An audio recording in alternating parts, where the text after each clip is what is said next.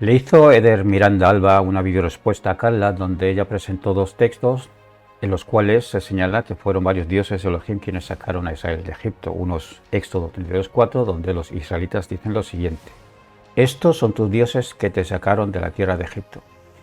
Y el otro texto al que alude Carla es 1 Samuel 4:8. Aquí son los filisteos quienes, temiendo a los israelitas y sus dioses, dicen: ay de nosotros, ¿quién nos librará de la mano de esos dioses poderosos? Estos son los dioses que hirieron a los egipcios en el desierto con todo tipo de estragos. La videorespuesta de Eder consistió en recurrir a la interlineal y fijándose únicamente en el sustantivo Elohim y no en la frase completa con sus verbos, adjetivos demostrativos y demás que están todos en plural. Es decir, desde su desconocimiento del hebreo pretendió refutar leyendo la interlineal fijándose en una sola palabra y como buen cristiano que es calzó a lo bruto en la palabra Elohim la teología cristiana posbíblica de la Trinidad. Sinceramente, una pena que no haya vuelto a hacer un vídeo para disculparse por su desconocimiento del texto hebreo y su pseudo refutación al vídeo de Carla. ¿Conocen ustedes ese relato en el cual Yahvé libera al pueblo de Israel sacándolo de Egipto? Ese relato es bien conocido y es muy importante. ¿Saben por qué? Porque ese relato forma parte de los mitos fundacionales de los antiguos hebreos. Pero ¿sabían ustedes que en el texto hebreo no dice precisamente que fue Yahvé quien liberó al pueblo de Israel de la esclavitud de Egipto? Al parecer, en la mente de él o los autores, fueron varios dioses quienes liberaron al pueblo de Israel de Egipto. Lo que pasa es que las traducciones no son muy fieles al texto hebreo, sobre todo cuando se trata de dejar en evidencia el politeísmo. Ok, les voy a dar dos ejemplos. El primero, el libro del Éxodo, capítulo 32, versículo 4, dice así: entonces exclamaron: Israel, aquí están tus dioses que te han sacado de Egipto. ¿Quién nos librará de las manos de estos poderosos dioses? Estos son los dioses que castigaron a Egipto con toda clase de plagas. A ver, lo que sucede aquí es que se está teniendo una verdad a medias. Es cierto que la traducción más inmediata es dioses, pero es bueno revisar primero el versículo. Vamos primero con Éxodo 32:4, donde efectivamente ustedes ven que la traducción más inmediata es dioses y es la palabra 430. Y en 1 de Samuel, capítulo 4, verso 8, también se utiliza dos veces la palabra dioses, que es la 430. Esta palabra, que es el número 430, es la palabra Elohim, que en realidad se aplica a muchas cosas, no solamente a dioses o Dios. Dice en la definición, dioses en el sentido ordinario, pero específicamente que se usa en plural, así específicamente con el artículo del Dios Supremo. También se puede utilizar en magistrados, en ángeles, en ídolos o jueces, pero en muchos versículos se utiliza en Dios, en manera plural, dioses. ¿Esto significa que los judíos eran politeístas? No. Cuando vamos a Deuteronomio capítulo 6 verso 4, que es un versículo bastante conocido, dice: oye Israel, Jehová nuestro Dios, Jehová uno es. Y la interlineal, que en este caso hebreo se lee de derecha a izquierda, dice: oye Israel, Yahweh nuestro Dios, palabra 430, Elohim, Yahweh uno es.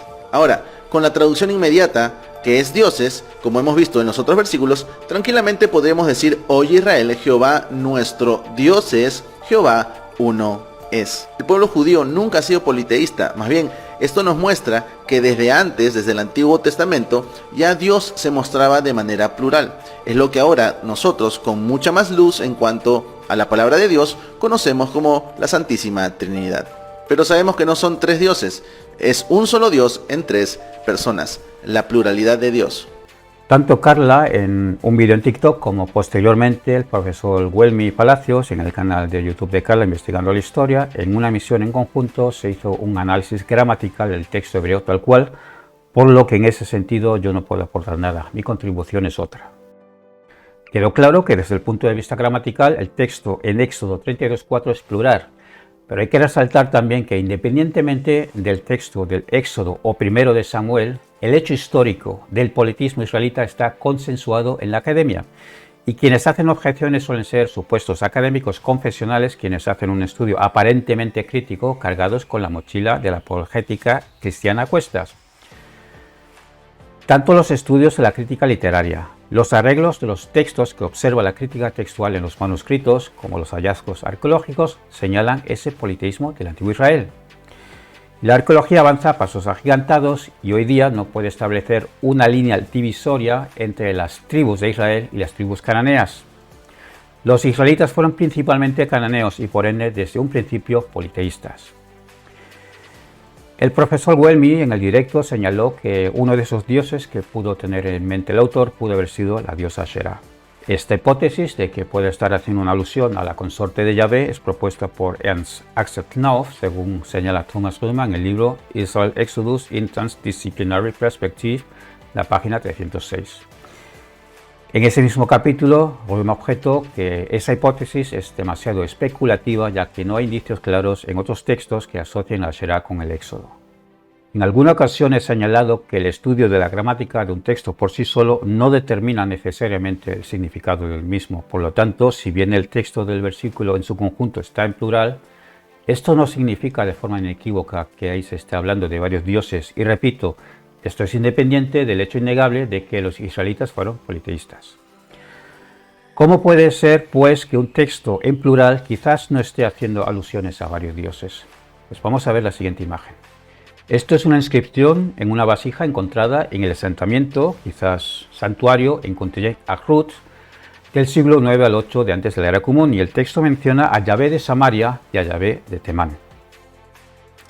Samaria está situada en el reino del norte de Israel, ya que había sido la capital del reino del norte.